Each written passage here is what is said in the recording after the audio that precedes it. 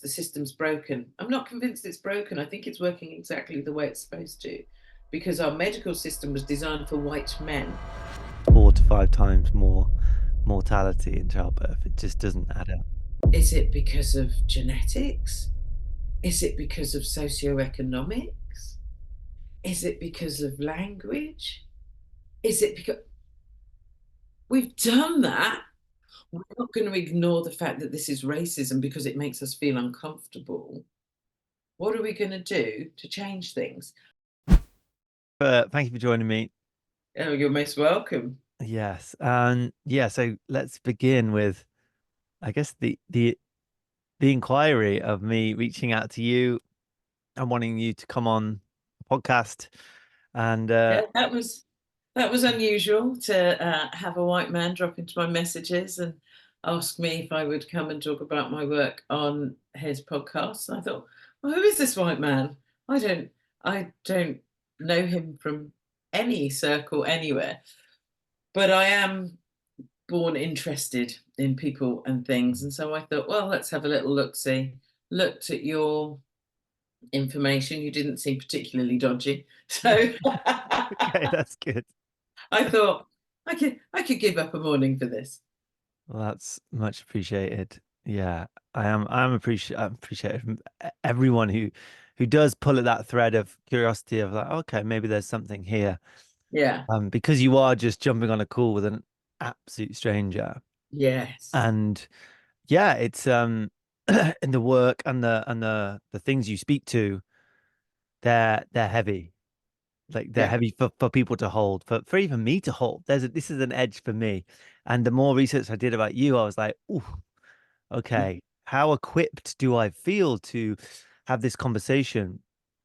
Bearing in mind we're talking about birth and I have no Yeah. womb, I'm never going to give birth. And also this is um this is going to be about women and the perspective of women and how all these things impact and Yeah.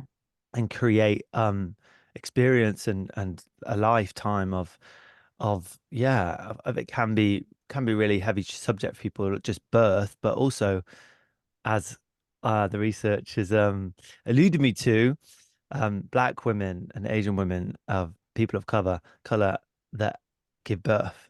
Yeah. And that's exactly what I want to talk about, because I first heard about you when I was doing research for my previous guest, Ian McKenzie, and I saw you on his documentary. Um, Hmm. and the way you spoke, I was just like, boom, who's this? Let's have a look. Like, I want this woman on my podcast. And I tend to not overthink guests, and I'm really drawn to the way people hold themselves and the topics they speak of. So that was enough for me. But then, of course, as I dive into your work, I'm like, oh wow, yeah, this does feel uncomfortable for me. It does feel uncomfortable to go there with this conversation, because I know I'm heavily conditioned in this Yeah. culture. I Yeah. know I'm heavily conditioned of thinking and being and reacting and you're just experiencing things in a very different way. Yeah. So Yeah. really, my job here is to really observe and just hold this space in a way, in the best way I can. So I hope I do that. I hope I do that. I'm sure you will. So yeah, what I'd love to know where this all began for you. I know you've got 5 kids, and I do. it's I been, of do. course, And a it's bit. really funny because people think, oh, you've got 5 kids, you must be hugely maternal, and I'm not. We stopped at two, third ignored the contraception, then we thought we'd have a fourth, and it was twins. So Oh that's how wow. I landed at five. Very, very happy with my five, I think. Yeah. Um, so the twins had just been born, and I went to a school coffee morning, something I hate more than life. And I didn't particularly do it with the other kids. But I knew if I went, I'd have hands that would just take the twins so that I could have empty hands for an hour. That was my whole sole purpose. And a cup of tea and a piece of cake in peace. And one of the women there was talking about being a doula. Now, a doula, in short, is a professional birth companion, someone who supports people through pregnancy, labour, birth, and beyond. Some will just do the birth side, some will do the postnatal side. So being with the family for anything between sort of 6 and 8 weeks, or sometimes longer. And I was quite intrigued by this thing that you could do as a doula, because I'd supported my sister when my niece had been born years before, and I supported my my friend who told me she wanted someone to come with her to make her laugh in labor. The last thing she wanted was someone to make her laugh in labor, and her husband and I almost died holding in our laughter, because she would shoot us these looks and say, "Don't laugh," which, when you tell someone not to laugh, it's very hard not to laugh. But it was amazing. Anyway, so I got home, I trained with Michel Audant, who's a famous French obstetrician, and a famous doula called Liliana Lamas. And I remember this spark just lighting inside me. And I got home, I was on my way home from the last day of the course thinking, oh, I want to have another baby. I want to do it that way. And as I put the key in the door, I was like, I think I have enough babies. I don't need any more babies.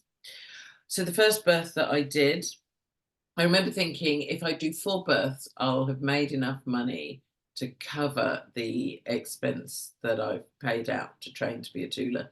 So I'll be back on an even keel.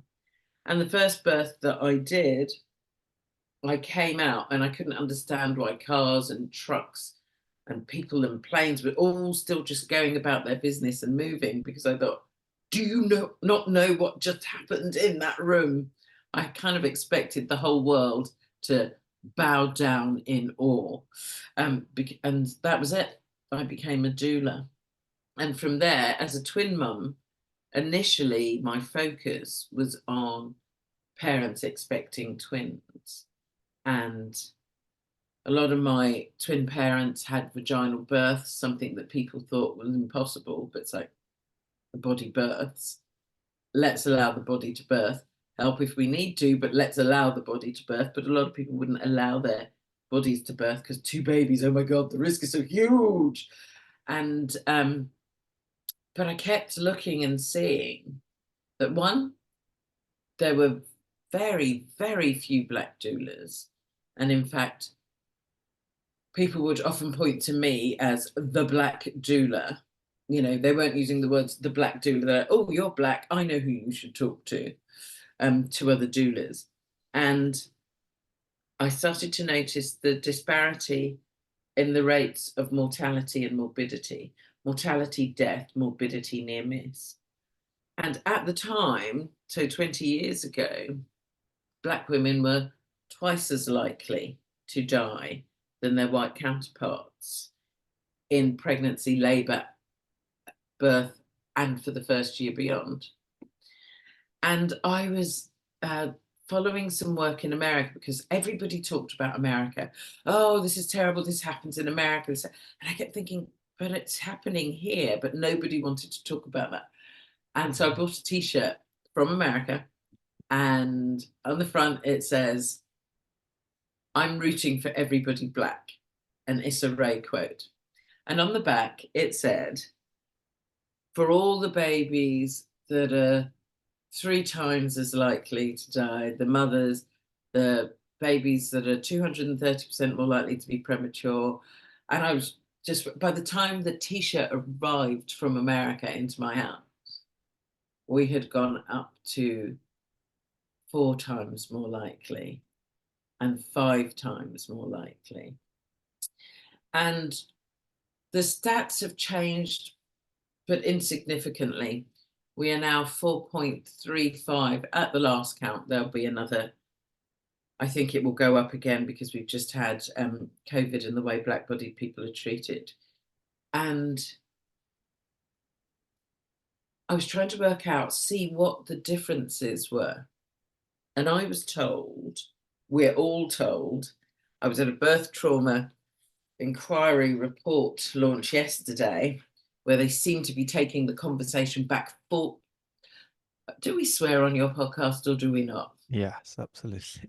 It's Okay. needed. They're taking the work back 40 fucking years.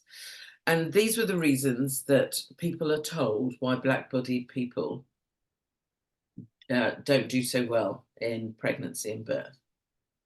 One, we're black.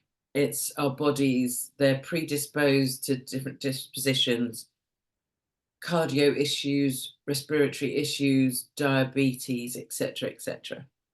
The second reason we're told is because we're poor. Black women don't access services, don't pay for services, don't join the yoga classes, etc. And the third reason is because we're just a bit stupid. We don't get information from the antenatal classes.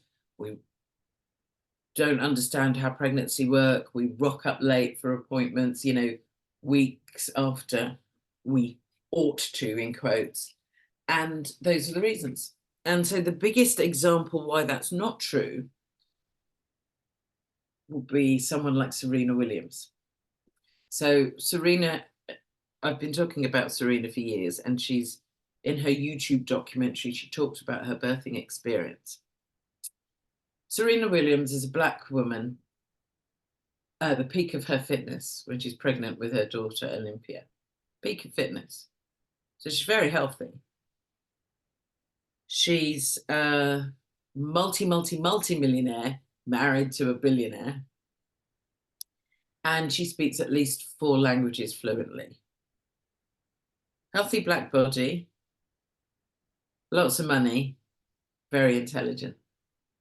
The day after her daughter was born via cesarean section, she said to her doctors, or to her midwife, something's not right. I'm feeling really breathless and I can't breathe so well. I have a history of pulmonary embolism. I need a CT scan and a heparin drip. No, hush, hush. You're just being silly. There's nothing wrong with you. It's just the after effects of birth. So she insists. Now, this very wealthy woman in a system that loves to charge you for extra tests. So what would it hurt them to do that? Eventually, she got a doctor to come along because she complained and was stroppy enough, because those are the words they use about us. And they put a Doppler on her legs and said, no, you're fine. And she kept insisting that she was unwell. So eventually they gave her a CT scan. And you know what they found? 3 blood clots in her lungs. Now, she could have died that day. Too black, too poor, too stupid. Nothing to do with it. So, Selena's none of those things. Also, if that were the reason, then we wouldn't be the global majority. Too black is eugenics. It says that a white body is superior to a black body. And yet, we're the global majority. Too poor. The poorest white working class woman still does better in birth than a middle class, high income black woman. Yeah, I mean, it wouldn't take much to look these things up, right? Of like even the disparities of wealth in this country and how that equates to 4 to 5 times more mortality in childbirth. It just doesn't add up. Yeah. But even if you are a wealthy black woman, your risks are still greater than that poor white woman. So socioeconomically, we know we're at the bottom of the scale in this country, in this society. Doesn't mean that all black people are poor, but it certainly doesn't mean that all black people are rich. And before one of your listeners, because someone's going, no, but it's not about race, it's about class, I'd like to understand what you mean by that, because what class do you think black people are in this country? Okay, so these are the reasons that we're given within hospital curricula, within medical books. As recently, actually, I think it's probably 2018 now.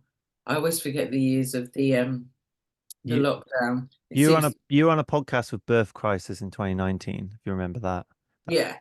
And I talked about the fact that a booklet was out, pain information for nurses, that talked about different ethnicity and pain. And throughout history, and part of it was through enslavement and the way that they treated enslaved black-bodied people. They said that black-bodied people have higher pain thresholds. This leads to black women not being believed when they say they're in pain when something's wrong. They're accused of complaining. South Asian women, brown-bodied women, are twice as likely to die. Midwives and doctors are talking about that Asian princess in that room there, that aggressive black woman in there, make them do these things.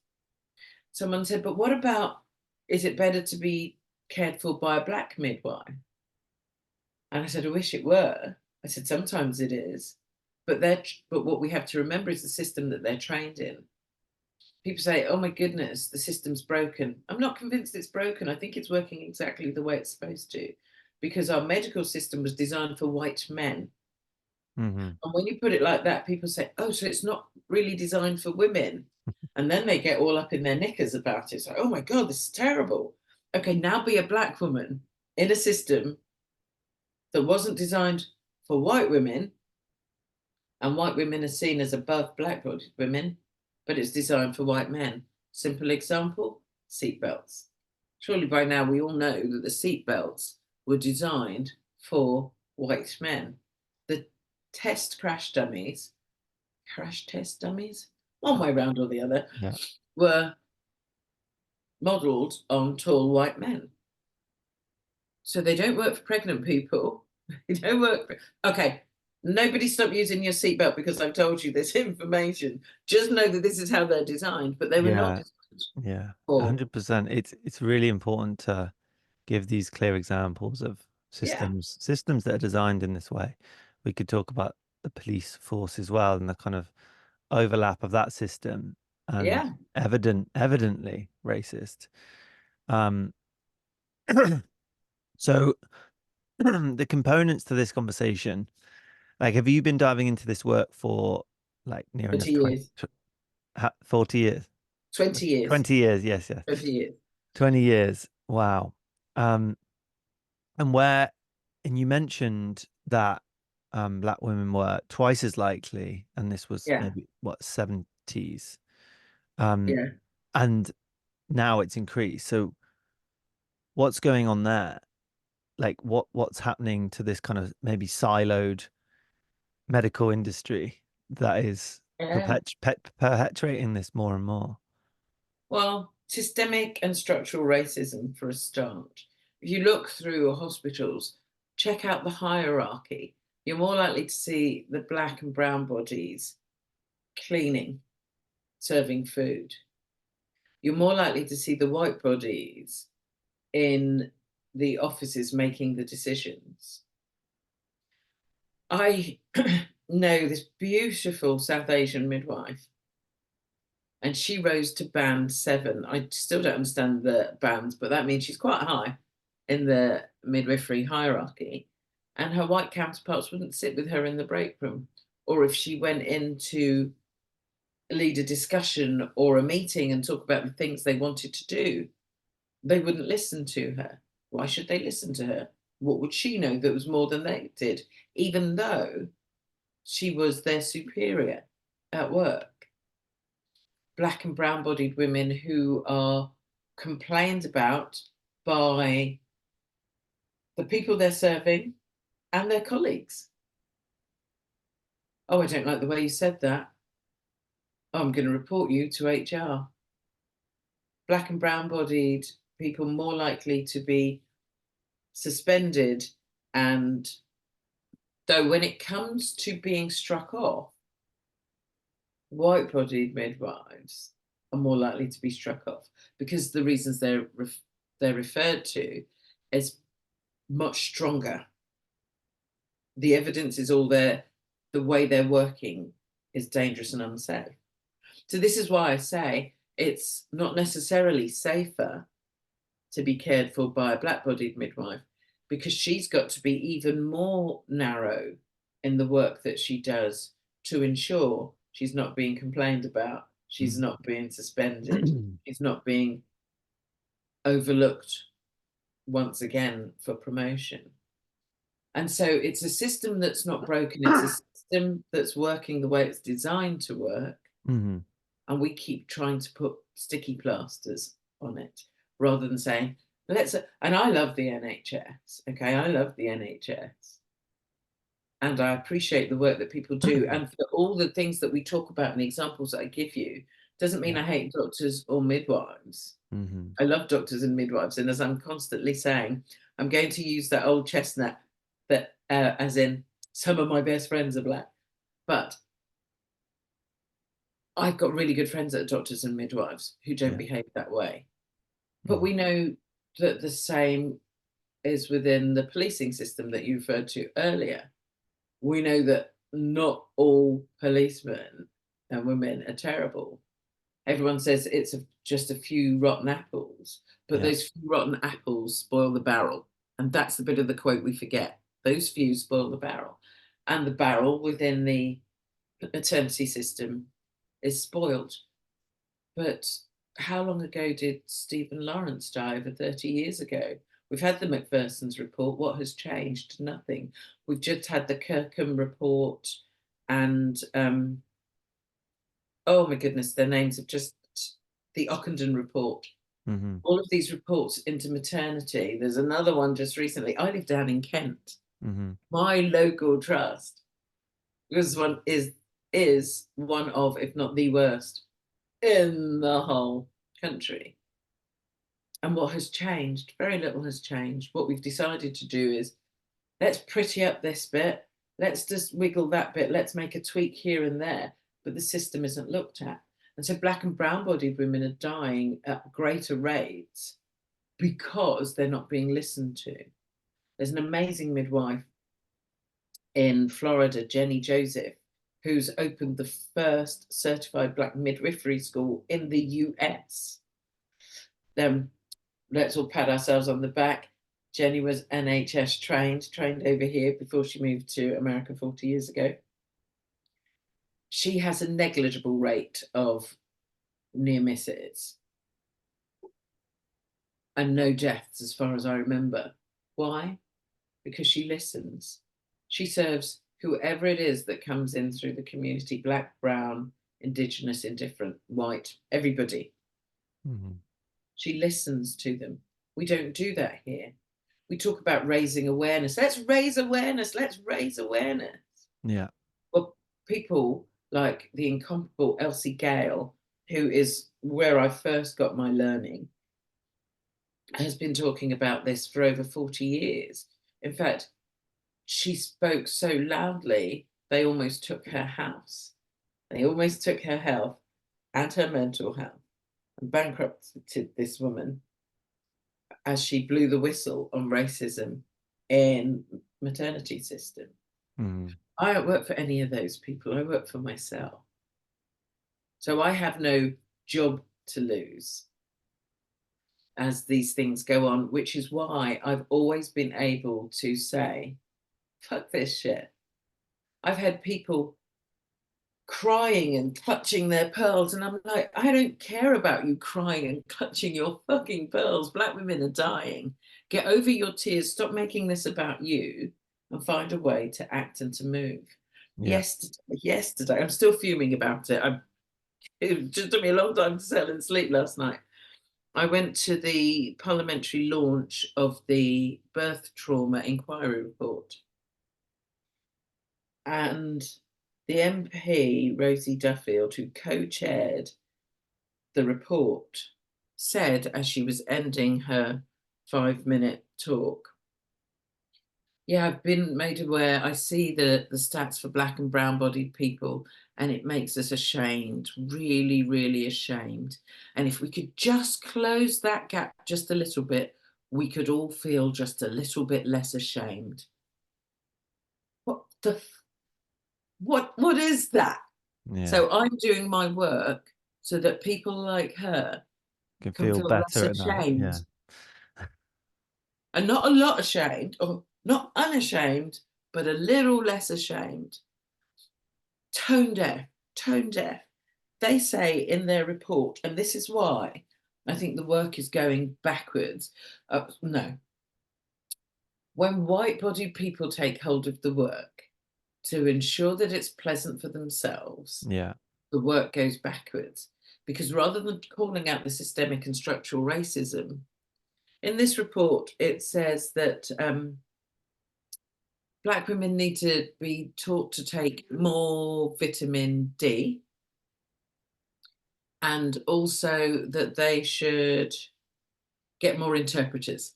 If they had more interpreters, then we wouldn't have to worry about what was going on. They'd get better. If we just need to teach them to take more vitamin C. I mean, what the fuck does that mean?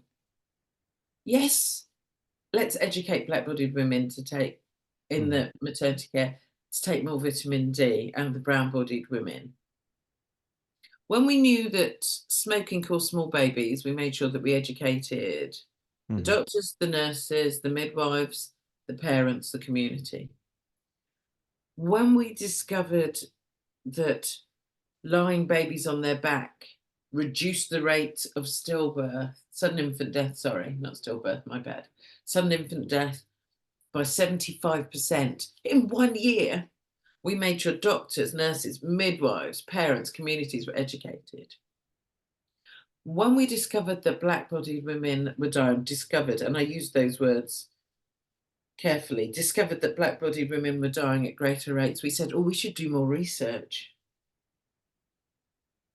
We should raise more awareness. In fact, no, that's not true. They didn't decide to raise awareness. People like me, Elsie Gale, were raising awareness.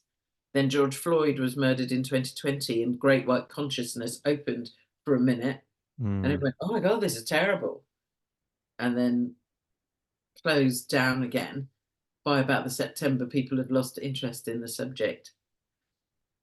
When we look at all, do you know, the reason I do this work is because I love people and I love women. I love people. And if we genuinely loved people, we would want to see them do more than just survive their birthing experience. How would you treat that person in front of you if your aim was to ensure that they thrived, not just drag them across the finishing line? Phew, body's broken, mind's broken, spirit's broken, but they're still alive and they've got a healthy baby. This report yesterday, so completely gendered. There are people in our community who do not use the term mother. How hard is it to use a term that they want? It's like, you tell me your name's Chris and I decide I'm just going to call you Thomas. No, but I'm not a Thomas. I want to be called Chris. Yeah, I'm just going to call you Thomas. How do we not love people enough to respect them? You don't have to agree with and believe anything that anyone said. But if you love people, if you love them, then why can't you give them the respect to hear them? What was the piece Why? around mother? Why? What was the thing you were So example you were giving? trans men Uh-huh. don't like to be called mother. Okay. So why is it difficult to use the terms that they want to be called by? Why is it difficult to say, okay, father, okay, parent, okay, birthing person? But we don't, because we get all up in our knickers, because somehow including people means you get less pie. Now, what I've noticed is as the work, as the awareness is being raised, as people like me are doing the work to uplift black-bodied women and ensure that they thrive, what happens is I always forget the quote and I always misquote the quote. So I'm just going to say it as it looks in my head. A wave, a tide raises all of the boat. So if you start with black women, oh, my friend Nicholas Pinnock, he's a gorgeous man. He says, isn't it as simple as this, Mars? If we look around the room and we say, oh, you're in need, let's lift you up. Hmm. and we Who's, lift you up. Then yeah, we look I around the heard you room. say who's the most vulnerable. Yeah. And then, oh, now it's you. If we do that, then we're constantly lifting everyone up. If we're loving people, then we're not going to deliberately misgender them because it makes us feel uncomfortable. Yeah. We're not going to ignore the fact that this is racism because it makes us feel uncomfortable. Hmm. What are we going to do to change things? And so, what I've noticed is the more we do work to see what's going on with black bodied women, the more our eyes are open to see what's going on with other women, and everybody benefits. Hmm. After, the work that I've been doing, Hmm.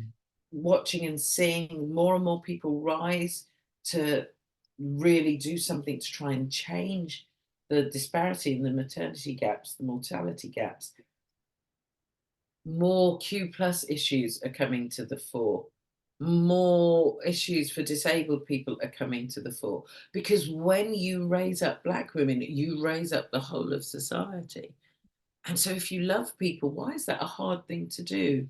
Why can't we listen to and believe people and do things? Because it makes us feel uncomfortable, Hmm. because it has us in tears. Yeah, but it's definitely not.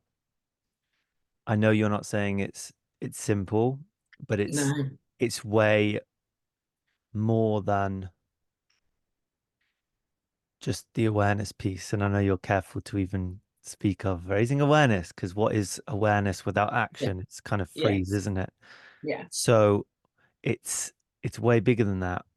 But I know there are people that are in my life that will listen to this conversation and they will try and figure out why it's not racism.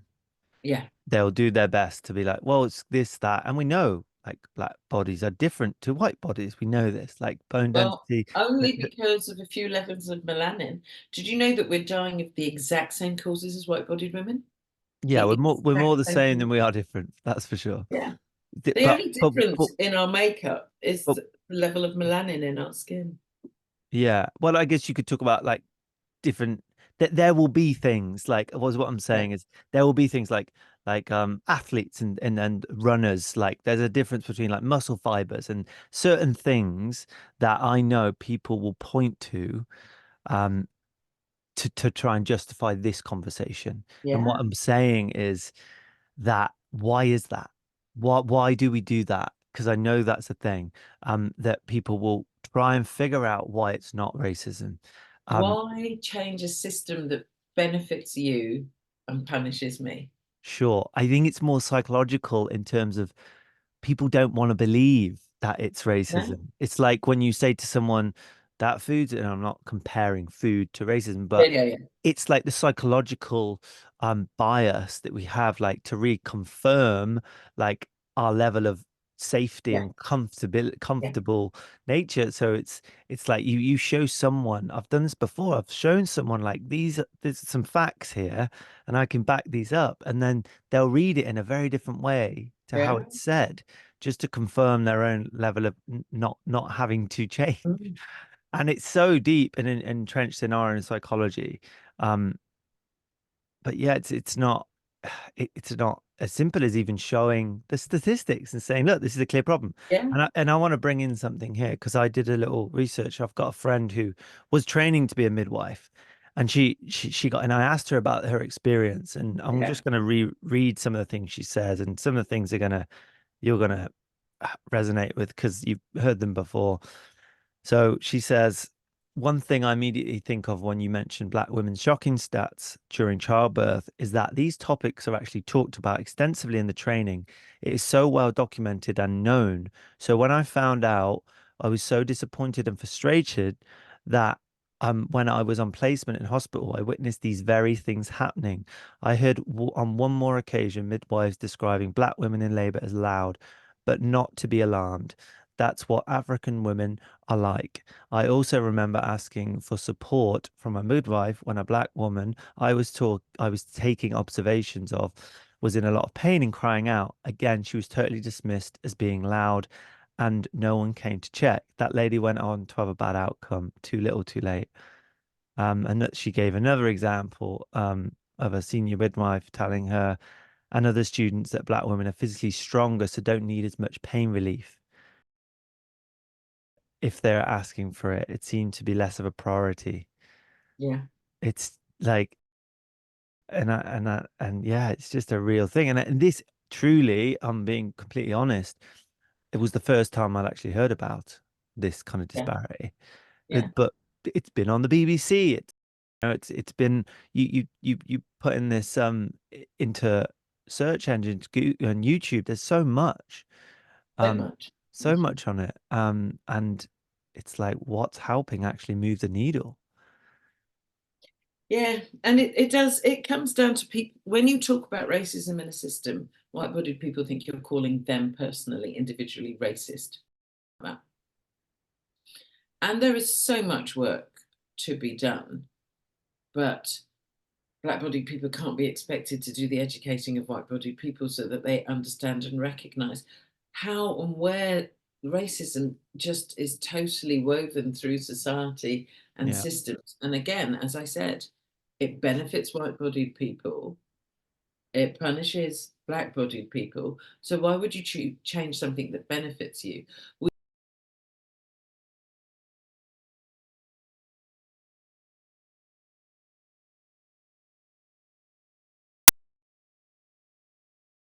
Money, because you might be living in this shit, but it's not your fault. So it's not racism, it's fact, because that's how it's presented. And Mm. that's how we take it on, and that's leave it and continue to live. So when I'm talking to people, I remember one occasion where this woman, white woman's just started crying in front of me, crying in the middle of the room as I was talking about what was going on. So I stopped the session and took a couple of minutes to breathe with her and calm her. And then I said, now look around this room.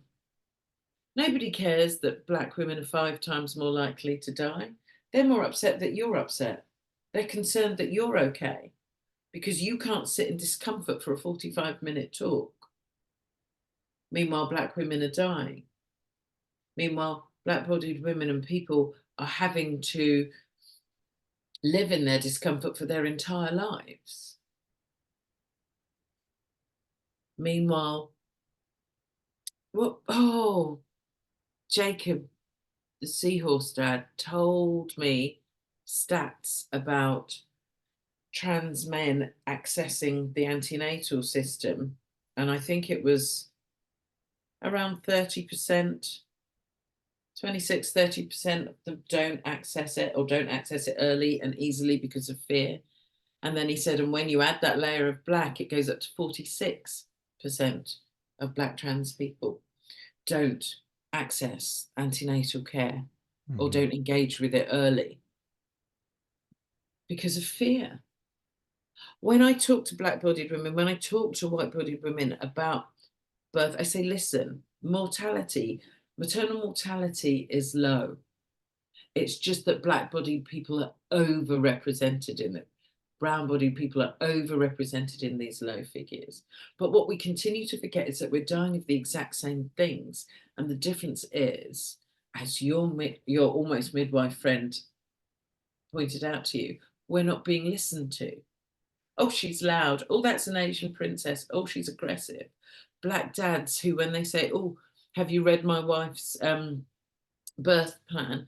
Or she doesn't want to do that. It says on her birth plan, if you don't sit down and be quiet, I'm calling security because you're being aggressive. All you have to do as a white-bodied person is say that a black person is being aggressive, even when their tone is reasonable, and then you shut them right down. Because where can they go? That dad's going to be put out of the hospital and miss the birth of his child because this midwife doesn't like the fact that he's noted she's not listening to his wife and is pointing out a birth plan that comes in. And I had someone I used to know, and she said to me, are you telling me, Mars? She said that a white midwife would walk out on a black woman, even if she was dying, to to go and support a white woman. And I said, no, that's not what I'm saying at all. But I know that she's less likely to be listening to that black or brown bodied person when they explain what's going on. 2020, June 2020, no, maybe August 2020, a young Black influencer, Nicole Thea, YouTube channel, very popular, went into hospital 8 months pregnant, complaining of breathlessness. Breathlessness in 2020, during COVID, when we know that respiratory issues are a problem. And she was sent away by the midwife. No, you're fine. Breathlessness is normal in pregnancy. Nicole went home, had a heart attack, her and her baby died. Or cardio issues, her and her baby died, heart attack, died. In June 2020, the Royal College of Midwives sent down guidance to the trusts that if a Black-bodied woman presents with breathlessness, investigate. Investigate. Sent home to die. The pulsometers have problems going through dark skin to recognize the oxygen levels in blood. So Black-bodied people sent home, no, your respiration is fine, and die. It's not an easy subject, but when I go to things like that parliamentary launch yesterday that takes the conversation back 40 years, I was in Paris talking to American and European doulas, birth workers, and birth activists. I was attending, I wasn't one of the speakers. I don't think anyone will invite me to speak anymore because I just haven't time for the bullshit. And for white-bodied women, we're getting research money to find out why Black-bodied women were dying, despite the fact that Black-bodied women were doing the work, including Black researchers who don't get funded. One white woman said to me, well, the thing is, Martha, you don't understand how difficult it is for us to get funding. And we could get funding in this area. And I said, you're taking the funding away from Black-bodied women who've been doing this work, who are way ahead of you, because they were saying, these white researchers, is it because of genetics? Is it because of socioeconomics? Is it because of language? Is it because we've done that? We know that it's not that. They didn't even recognize that Black-bodied and brown-bodied women were dying of the exact same causes as white-bodied women, but they get the funding. All the funding over here. Do you know, during COVID, with all of the billions that went into research, not a single penny went to a Black or brown-bodied person. So if white-bodied people do the research on why these things happen to Black-bodied people, it's going to be extremely hard, nigh on impossible, for them to hit on systemic and structural racism, because that can't possibly be it, because we're good people. We're doing this for the good of people. So if you disagree with me, then you're arguing with my altruism, my goodness. I know what's best. What do you mean by the funding didn't go to Black and brown bodied people? None of the money went to Black researchers, Black or brown researchers, not a penny, even though they were also working in research. When I get so many calls from white-bodied midwives and university students who want to do their dissertation in Black maternal health, and they get support to do it all the way along. The Black and brown-bodied people do not. And I know this because they're constantly in my emails and in my DMs telling me what's going on. But it's documented that during COVID, that none of the funding went to any of the Black or brown-bodied researchers. And yet, when when lockdown was first coming, 2 French doctors said, well, why don't we go and test the vaccine on people in Africa? Why is that the first port of call?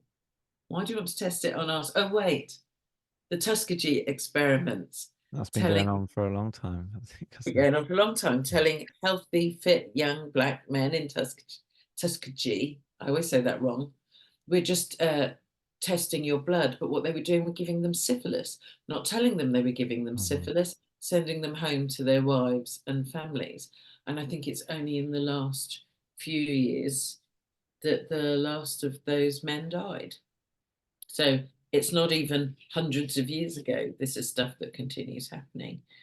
So if you're frightened of the system because the system isn't designed for you and the system isn't changing to ensure that you remain safe, do we wonder why people are less engaged with it? And yet, birth comes with risk. Everything in life comes with risk.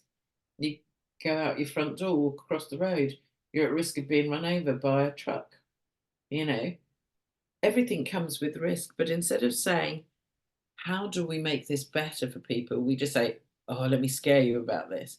Or the media representations, the film representations, the TV program representations of birth is screaming, howling in pain. And so we teach people that birth is nothing but a shitfest of pain. Hmm. We teach people that they can only birth if they've been saved by doctors. So we know the whole circle of life. People are born, people die. We're afraid of death. Yeah. So we do everything we can to stave off death. I'm not saying that we don't use life saving measures, but what we've come to is a place where we act prophylactically. We want to prevent something happening by intervening. And then we have to save people from the interventions with further interventions. And then we can say, oh, good job, I was here. Yeah. Do you know Stephen Jenkinson? Have you ever looked into his work No. around death and grief? And just we live in a very griefless society culture. Yeah. Um, but death's something that we don't see. We're not a part of it, of the conversation, of the holding of it, of the transitioning. He talks about how um, if we don't invite that in and like explore it, most people are afraid of suffering and the pain. Yeah. And then he's like, well, we can do something about that. But it's the crippling anxiety that they feel Yeah. of not of like dying in such pain and discomfort. Yeah. And this is the same in the yeah, in the maternity world Yeah. of not wanting pain. I think half the amount of childbirths in this country now are C-section. Yeah. And That's shocking. it One is, in two women can't give birth. I know. And they And need an abdominal birth. it's so casual now. Mm. And I had a little window into this and it was really so illuminating. Um, Me and my previous partner had a stillbirth. I'm sorry Um, to hear that. yeah, I mean, it happened the way it did. I'm not going to go into it because it's Mhm. it's it's her story as well, and it's not really for me to speak on this podcast. But it illuminated so much in that system, the fear, the terminologies, the language that was Yeah. used, the Right. options that were given, which didn't actually feel appropriate and needed us as just sovereign beings to go away and research and to look at other options because we weren't sold or convinced by medical approach. With Yeah. both options, it was like these are your options and they're both medicalized. And we were like, what happens in nature? Like, what does Yeah. the body do? Because the body's aware, it's a being, it's alive. It's not that the head has to make the decision. The body Yeah. also knows. But it's this detachment, this abandonment from our sovereignty, and it's the biggest thing, right? Mm. I don't want to steer the conversation too much in that direction because it opens up this big gaping wound in our culture of what we have done to women, to the womb, the Yeah. wisdom of the womb, the wisdom of Yeah. the mother, to then just sever that relationship and take some sort of centralized control of a human. But And we've hidden it from each other. Mhm, We used to live in our villages together, and now we live in villages that are divided by concrete blocks. mhm. We've taken children out of and away from birth and have decided that it will traumatize them. We've taken children out and away from death because we've decided that it will traumatize them. Yeah, So that instead, what we create are traumatized adults because that's so true. we're not used to birth, we're not used to death. Yeah. I remember my mum and dad making a decision, and I remember it so clearly. One of the most vivid memories of my childhood. They made the decision that I wasn't going to go in to say goodbye to my nan because it was too she was in such a bad way. Mm. And then they did that out of the care of their hearts, but Yeah. it's the level of understanding we have of what is appropriate because that's just their template of what they're used to. And what's what is appropriate, and it's up to us to decide like how much depth do we invite in as context, and just some sort of it's fear of the unknown because there's so much that we don't know, and we've See, two sides of the same coin, right? yeah. But the fear of the unknown. I have midwives would say to me, "Oh, I don't think your client's ready to give birth yet." And I said, "Why?" "Well, she's not screaming and making any noise. So she's not frightened. She's coming in with me. She's not frightened." An hour later, the baby's born. The midwife was like, "I can't believe that baby was born so quickly. She really didn't sound like she was in enough pain." And I said, "It's fear. It's fear more than anything that has women screaming. Why on earth should you be screaming Mm, if you know what it is, if you know where you are, if you feel safe in your surroundings?" But that is what it is. And it's why I do the work that I do, because I love people. I love Black women. I want to see Black women thriving. I don't want to see us just scraping through the door of life. I want to see us thriving. And I know that when we thrive, the whole of society thrives, the whole of the world thrives. mm. Yeah, I think it's the biggest reason I wanted to get you on because it's for me it's such a sad um thing that's happening. It's a really Yeah, sad story of these times, of what's happening in that space. Um, because it's the biggest thing, and we're all connected to it, right? We all came from it. We all yeah. came from a mother, and like really is the central thing to connect with, and the fact that we've that this it's just en masse is being almost that rite of passage Yeah, as being yeah, almost severed and taken away. Um, yeah. it's connected, could you talk about some experiences of like being a doula and like what things you've experienced in that space? And you just touched upon it, but I'd love to hear more. I'd love to tell you some really good things too about being a Yeah. doula in the space. I remember, oh my gosh, I met the dad at a leaving do, and we were all three sheets to the wind at this thing. And he remembered that I'd told him I was a doula because he told me that his wife was pregnant at the time. Fast forward 2 years, he reaches out and he says, "We're having a second baby, and we had a hideous first experience. And I remember that you were a doula, and I remember that I really trusted you. Would you come and meet us and become our doula?" So I met them, and they said, and she said particularly, she was so touched out by the hospital, people prodding and poking and touching her. She had quite a traumatic birth, and she really wanted to have a birth where nobody touched her. I read at births. I sit there and I just kick back and I read my book. She's labouring beautifully, surging beautifully. She's in the birth centre. The midwife is hands off. The baby is born. And both of them look at me and say, "Oh my God, you were amazing. You did nothing." And the midwife looks at me like, "What the fuck are you paying her for?" But they said, because I was just being, Yeah, your presence. they knew they were safe. Yeah. I wasn't fussing or looking to do anything. I was at a home birth, and she was surging away, and I was reading my book. And as I started to turn the page, I heard her make a really deep guttural sound that made me stop and go, okay, we're going to see a baby in the next 5 or 10 minutes. And she said, turn the fucking page. And afterwards, she said to me, I'm so sorry, Mars. It's just, you stopped reading. And when you stopped reading, I thought something was wrong. And so I'm very conscious to just remember that when I went into other births. You mentioned, and we won't go down that road, a stillbirth. I supported a couple through a stillbirth, Siobhan and David Monteith. Their stories out there in the public. And that was one of the most beautiful births that I supported.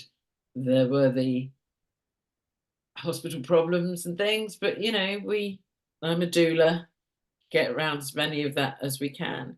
I've supported twin births where women have given birth vaginally, one of my favorites. Oh God, I loved this doctor as well. She was training her registrar, and the second baby was breech. And the registrar rushed in, and the doctor said, no, wait, simply keep your hands there and receive the baby. Don't interfere. I love it when birth works like that. I love it when the doctors and the midwives recognize that birth works like that. Because if they recognize that birth works like that, they don't intervene. But when they do, it's life-saving. It's not going to cause, or is unlikely to cause, problems because they're there just doing that. So watching Black women, white-bodied women just give birth, it just blows my mind every time. The body can do this.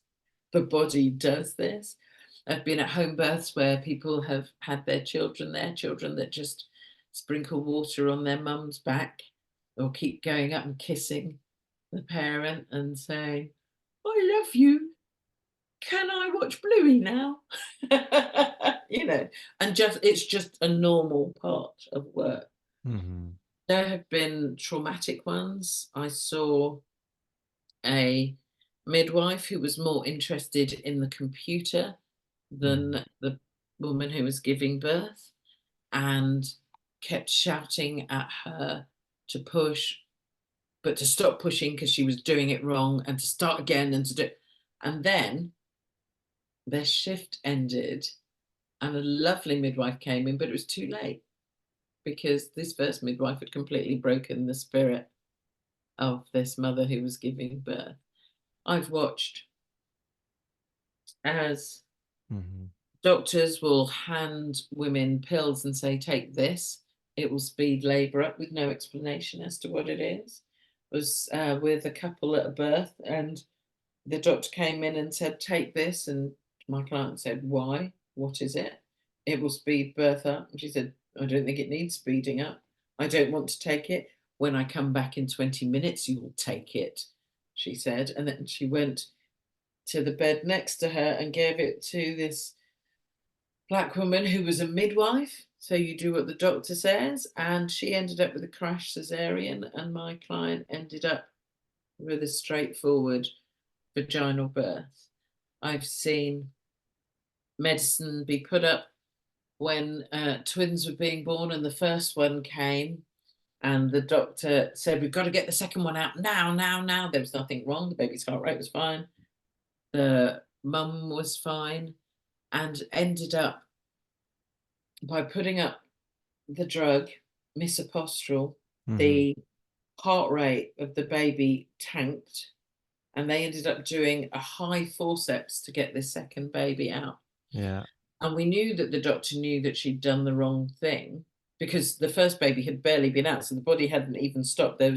She didn't even leave a moment for this second baby to descend, because she came in and apologized 8 times in less than half an hour. They don't come in and apologize unless they've done something wrong. And then I've seen babies born at home in water inside the call, and just everyone left in peace. My favorite birth story, of course, it's going to be my favorite birth story until the next one, is when my daughter gave birth to my grandson in Mm. my house, in water, in my front room. Hmm. She came downstairs. She was upstairs with her boyfriend. They were staying with me. And she said, I think it's really annoying that you get period pains when you're pregnant. You're not supposed to get period pains when you're pregnant. All of her knowledge gone from her head. And I just said, oh, yeah, that's terrible. And sent her back upstairs. I'm not telling my daughter she's at the beginning stages of labour. I want her to just relax with what her body's doing. Then she comes down a little bit later. She said, oh, she goes, I've really got some Braxton Hicks today. And I'm like, oh my gosh. And she goes back upstairs. I cut she lit Stitch and Lilo she was watching to entertain herself and take her mind off it.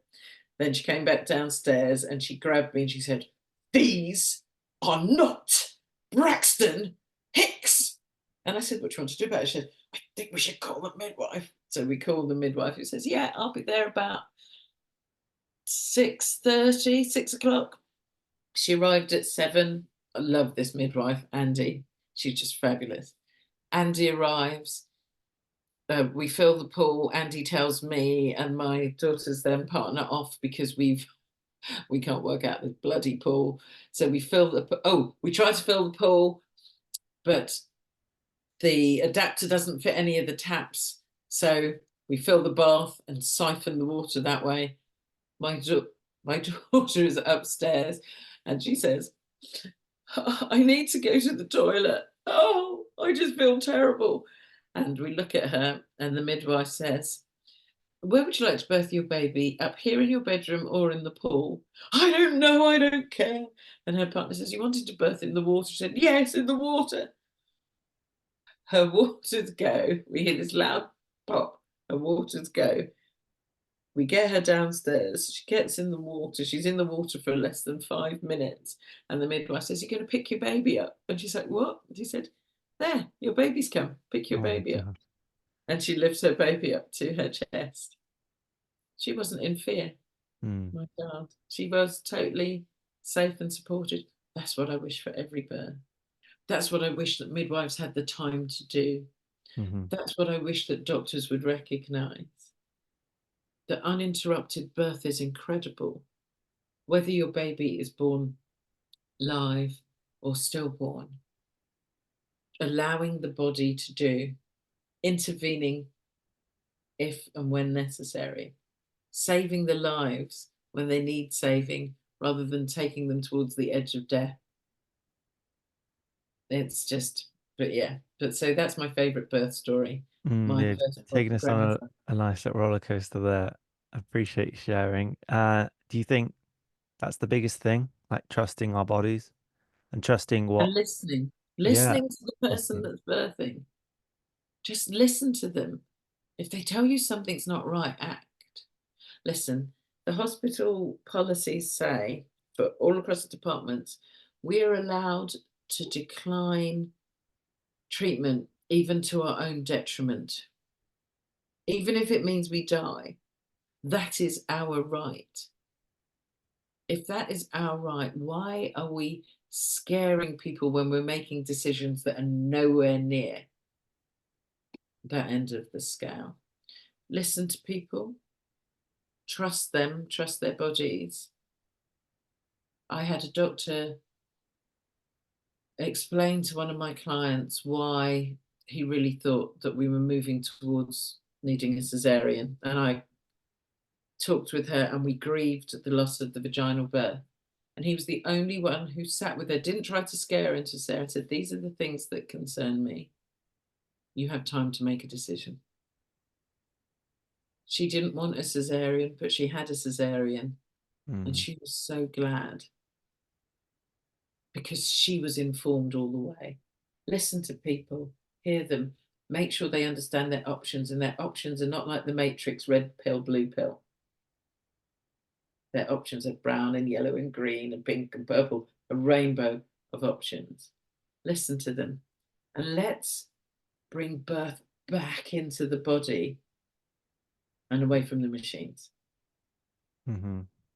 Yeah, one thing that was really clear to see the brief period that I talked about of like being involved in that system was, it was like one huge court case avoidance decision or avoidance thing. It just felt like every decision was made because they just didn't want to face any sort of backlash or responsibility of, because it's happened before likely, and that brought me to a new level of compassion of like, oh God, they are really afraid of losing their livelihood, their job, their pension. Like it, every individual in that space is really trying to avoid any sort of like malpractice, Yeah. essentially. Which was like, oh wow, so it's not on this person, it's actually what's behind them and what they're like being like really tied to. Um, Yeah. so it was really illuminating. But yes. So what's your, actually, let's just speak a little briefly on grandmother, because you talked about why grandmother plays such an important role in childbirth, which Yeah. is very uncommon now, right? Yes, it's the wisdom of the grandmother. Hmm. When you're giving birth, you often want your mum because you know that your mum will keep you safe. We've taken the wisdom of the grandmother. We talk about, oh, those are old wives' tales. Let's insult women. Old, oh, they're old. Let's insult the old people. What do they know? Wives, oh, they're just, they only have one purpose. Tales, it's just stories. When you go into the root of an old wives' tale, you Mm, find the wisdom and the truth.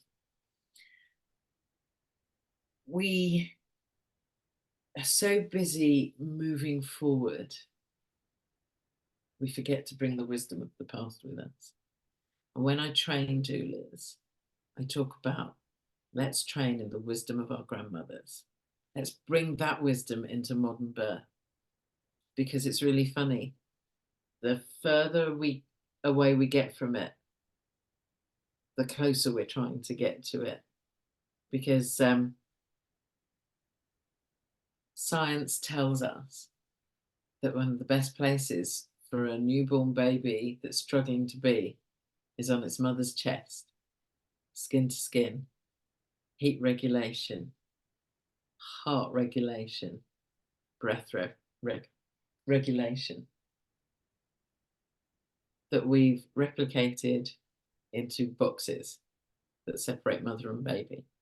Doesn't mean that all babies will do well there, but all babies don't do well in the plastic box either. So we run away from the wisdom of the grandmothers and then find ourselves trying to replicate the things that were the wisdom of the grandmothers. And that's mm, what I believe. When you bring that wisdom with you, can you imagine the system? mm. I love that so much. We're so busy trying to move forward, we forget to we forget. That's it. We don't remember. Yeah. Mm. Do you see a shift happening? Even a white guy, 30s, single, and just reaching out to you. Do you see a Well, I'm shift? I'm appreciative of you reaching out to me to do this, and I'm sure it's probably not what your listeners are used to, and so I'd like to thank them for taking Mm, the time to listen, and I'd invite them to go back and listen again, and anything that caused their defensiveness to rise, mm, I'd invite them to question where that defensiveness comes from and why. But I appreciate them for taking the time to listen. I'm glad that 35-year-old single white guys want to know about what's happening, because the only way we heal society is if we all do it. mm, If we all do it. And the fact that I talk to Black maternal health doesn't mean I don't care for white maternal health. It's just that white maternal health is cared for. All of the reports that have come out, all of the investigations have been because of poor outcomes for white bodied women. So I'm working with the black bodied women because when they rise, society rises. So, yeah, Do I think there's a shift? God, I really wish, Chris, that I could tell you that yes, I do believe there's a shift. But I went to that fucking thing yesterday and they're taking it back 40 years. And I'm like, I cannot believe that this is where we've gotten. We've gone back to a place of white women crying and surface level, even their lack of awareness that to help cure racism, we need more interpreters, and black-bodied women need to take more vitamin C. Mm. That's their takeaway message. Up me backwards, wow. So, no, I genuinely don't think it's going to change in my lifetime. I'm not convinced it will change in my children's lifetime or their Mm. children's lifetime. But I cannot give up a kernel of hope, because if I truly believed it was hopeless, I just wouldn't bother. Mm. Sorry about that. Should we No, go back to no, the story of my no. grandbaby being born? Do you know what? In that, I see the shift. And I'm going to explain. I heard Mo Gaudat. Do you know him? No, but I'm rubbish with names, so don't assume that Okay. I Well, really don't know them. I'll send you him because he's a nice guy and he's got a good podcast. And yeah, he used to be a former CEO of Google. And anyway, he spoke about the same thing. He was like, I want to make a billion people be happy and healthy. And he was like, it's not going to happen in my lifetime. And I think that's a shift in itself because a lot of people want things to happen in their lifetime. And we've got to a place in our culture where it's got to happen now and it's got to happen for me. And I want to get the credit. And it's like Mhm. quick fixes. And it's okay if it doesn't happen in this lifetime. I think working towards a cause and a mission that you won't see the end of is actually a shift because that is what used to be the case. People used to Yeah, work on projects, buildings, bridges, whatever it was, and they'd never see the end of it. But it was about the cause yeah. and the mission and the purpose in that. So yeah, that fills me with something. Not sure, quite I'm sure gonna that's. remember that about the bridges and things, and I'm gonna use that next time someone asks me that question.